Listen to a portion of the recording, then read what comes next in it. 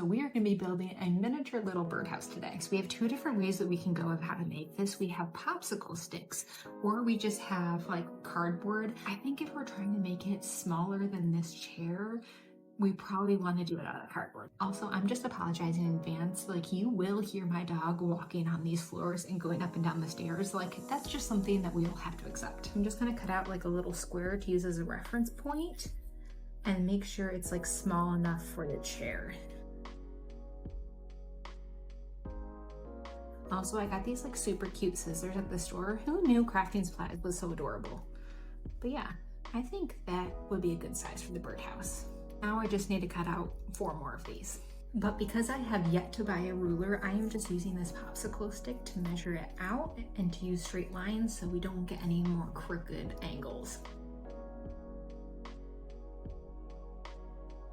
Now we have our 5 squares. They look relatively similar, so fingers crossed we cut them right. Now I just gotta figure out how I'm gonna glue them together. I got some of this tacky glue.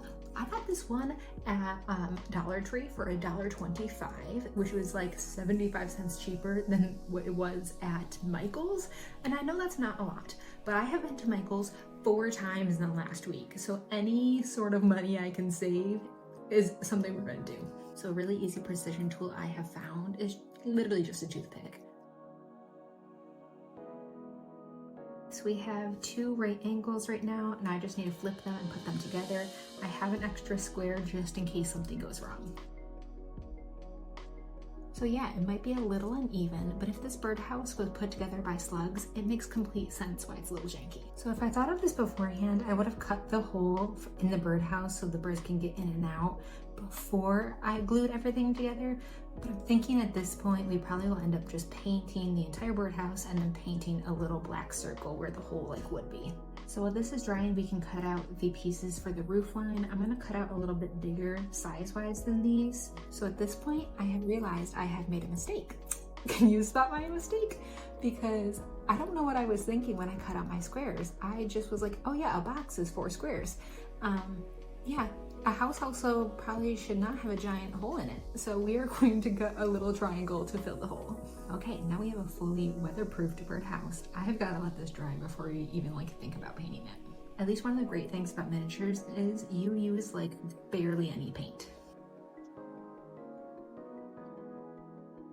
There we go, it's all painted. Luckily with acrylic paint, it like dries so fast. And I gotta say, I did a really good job of not making a huge mess. At one point though, I did drop it. So there is a couple paint stains on here. Luckily though, I should be able to just clean it up with like soap and water.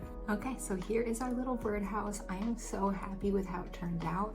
The backside is a little janky, but we're just not gonna look at it from that angle.